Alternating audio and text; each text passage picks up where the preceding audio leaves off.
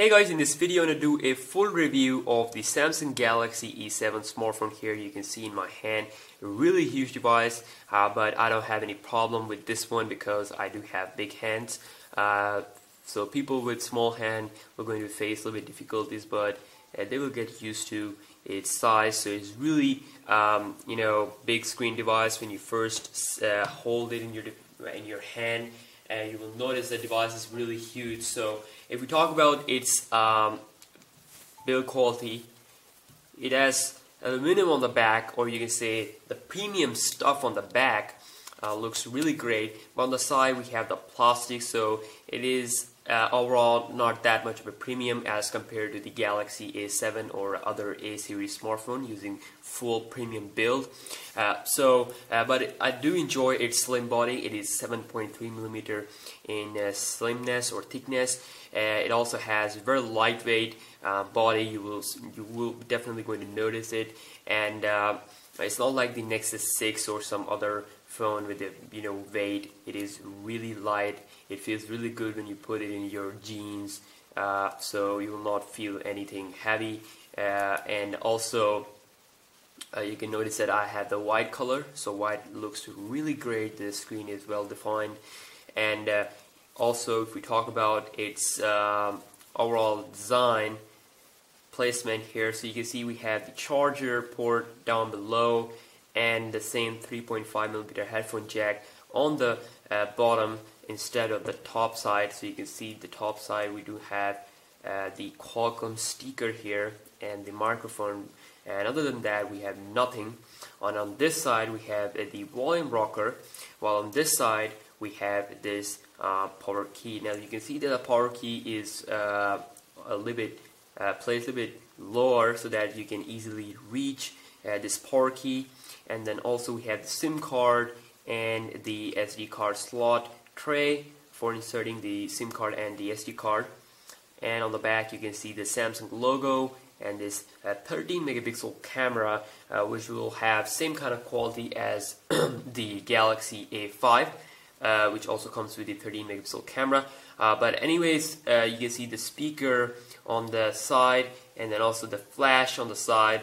So that is the combination here, and you can see the duos, which means that it has this dual SIM capabilities, which is really great. So if we talk about its screen, yes, the display, it is really big. It is a 5.5-inch screen equal to the Samsung Galaxy A7 or iPhone 6 Plus display, a phablet category display, and this is not the best display to offer because it is after all a 720p display. I mean, 720p is a little bit old now, but a lot of people will not going to care about its 720p display because this device is really excellent in terms of the battery life. I mean, it is really excellent because I've been using this device for about some time, and I can see that it is on 59%, and you can note this in this review from now on that it is on 59%. You can note the battery depletion, at the end of the video what will be the percentage, so we're going to see that. But anyways, it is really great 720p display. It is not the good in terms of competition, but definitely it is good for the battery life, and a lot of people are okay with that. And it is not that bad, it is actually good. Super AMOLED 720p, it is good. It is not that bad, and I have no problem looking at this device. But definitely 1080p is a little bit more cool, but if it's giving the battery life, then it's really great. So and also if you talk about its PPI, it has 267 PPI, and definitely not the high-end display from Samsung, but it is great for its price and its battery life, which will be really great. Most people will like this device because of its battery life. So if we move forward towards the internals of this device, now again, they haven't used the Snapdragon 615 inside of this device, which is basically a little bit better than the Qualcomm 400 series. So we have Snapdragon 410 inside of this device, which is a quad-core 64-bit processor, 1.2 gigahertz, and it is really well optimized. You can see that it is really well optimized. You're not going to see any kind of lag whatsoever.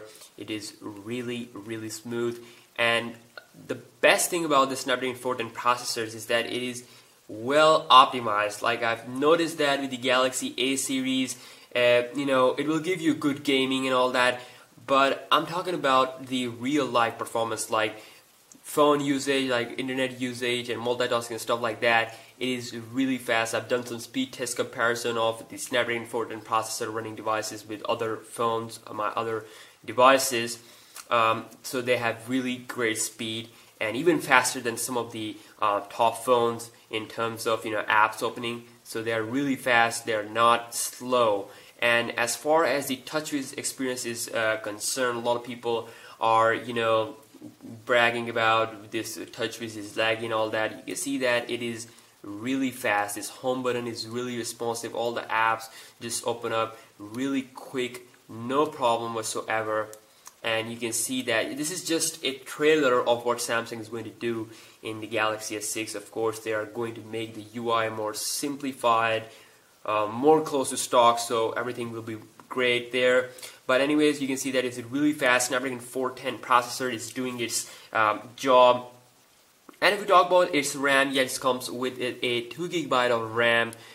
If I hold down the small Multitasking button here, go into the RAM section, and you can see this is coming with a 2 GB of RAM there, and which is really sufficient for a lot of stuff like gaming and doing taking pictures, and then, you know, talking to someone, using Facebook, Twitter, and everything all at once. You know, multitasking stuff. It'll be really great. GPU, which is Adreno 306. Yes, the 3D performance will be not good. If you want to check out my gaming tests, you can check out my channel. So Adreno 306, I had a little bit bad experience with that GPU, because in terms of GTA games specifically. So we have 16 GB of internal storage, which is kind of sufficient to install all of these HD games without any problem. But of course, if you need any more assistance, like if you install a lot of games and apps on internal memory, and at the same time you need some memory for the pictures, you can use the SD card for that, so that is really great. So in terms of the software, we have the Android 4.4.4 KitKat on this device. It doesn't come with the Lollipop, so it might be a disappointment, but definitely I'm pretty sure that Samsung is going to update its Galaxy E lineup and its Galaxy A lineup to the Lollipop very soon, before March. Actually, before April. Sorry, March is just started, so today is actually March 1st. Sorry about that. So anyways, this is how the Lollipop, I'm saying it is KitKat actually. So this is how the KitKat looks like on this device. You can see very similar to the Galaxy A series smartphones, A5 and A7. A lot of things are similar, and the thing I don't like here is that they didn't include the S voice. You can see there is no S voice. I mean, this is disappointment.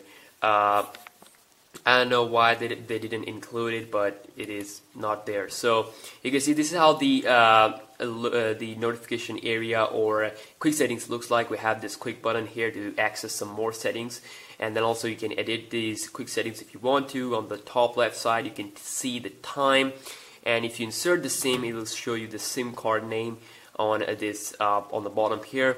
So if we click this button, this is the multitasking button to close the apps. You can also clear the RAM. You can also clear all the apps once using this button. And then also we have this back key.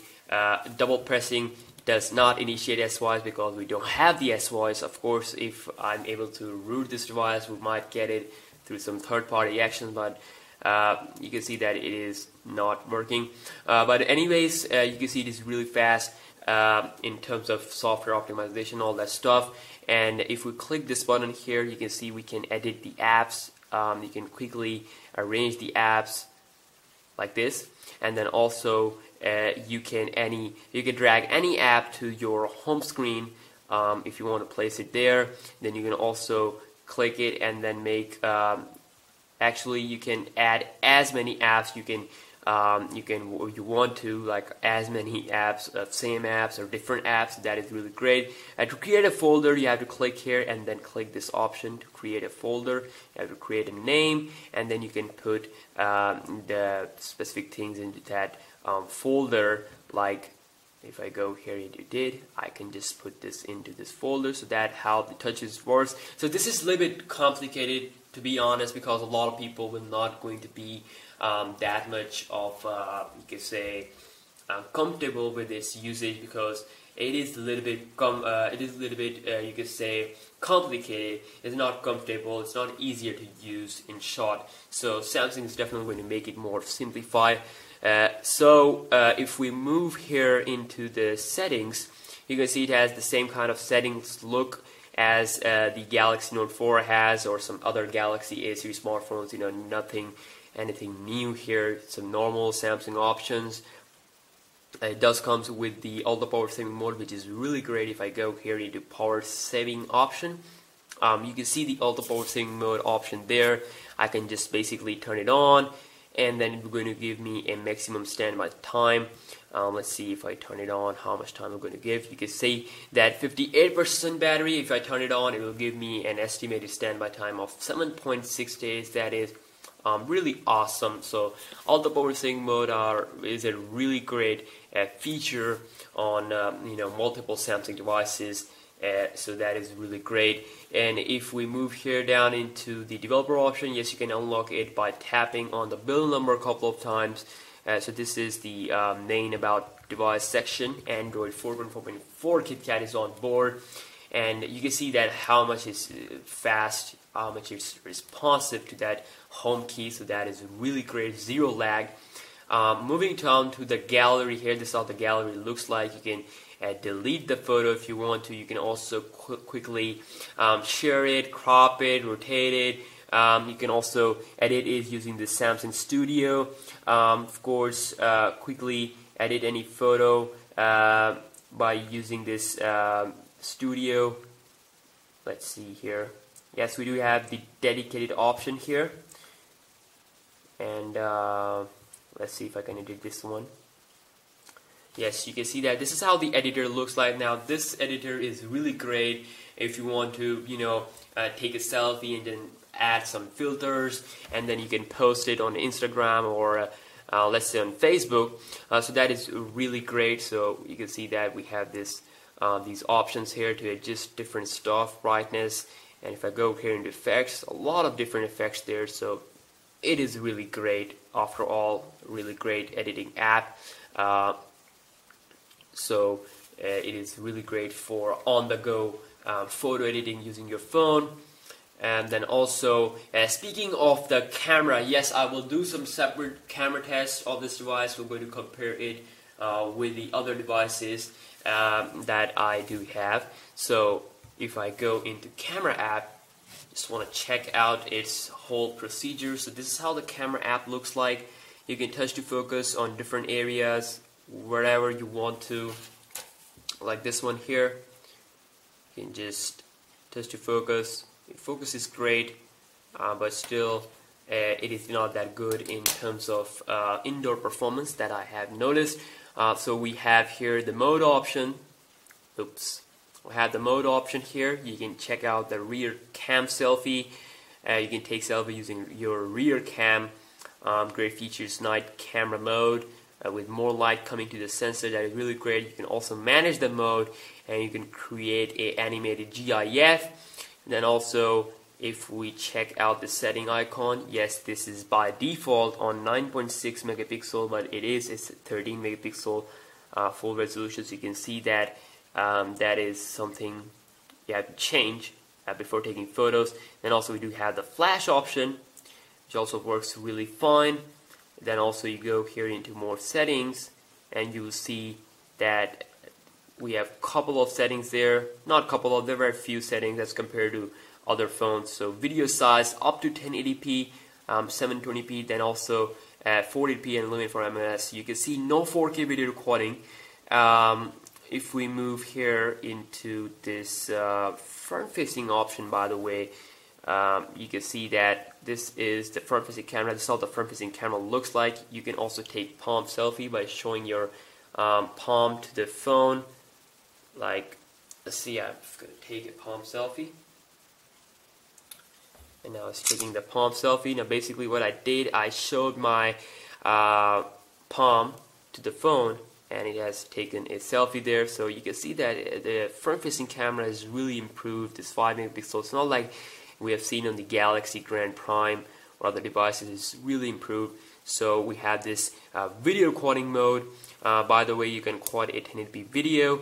You can also go into that mode. Same as the back camera. The megapixel are set to 3.7. You can switch to 5 megapixel. Then you can also go into more settings. Palm selfie mode here that I just demonstrated.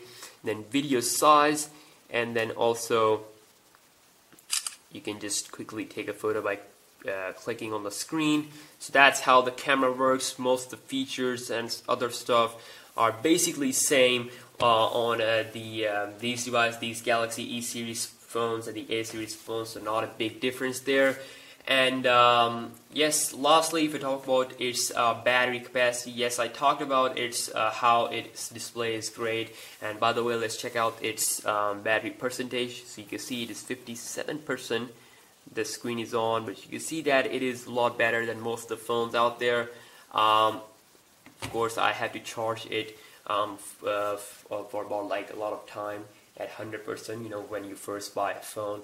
So I didn't charge it on the 100%, so it will going to perform better after that. So battery capacity wise, yes, this is coming with a 2950 mAh battery, which is almost 3000 mAh battery on this 720p display. So that is really overwhelming for this device. So you're definitely going to get a lot of great battery life.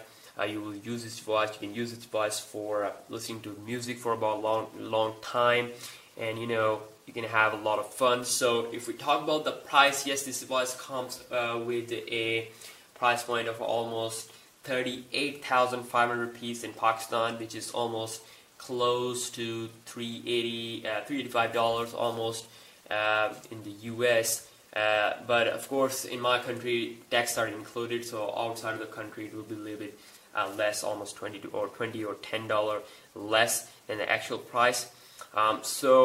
Yeah, that's it, guys. If you have any questions, if I missed anything, if you want to know something about this device, do let me know in the comment section down below. If you want me to make some specific video for you guys, also let me know in the comment section down below. Comment, or you can message me on YouTube, or you can message me on my Facebook page.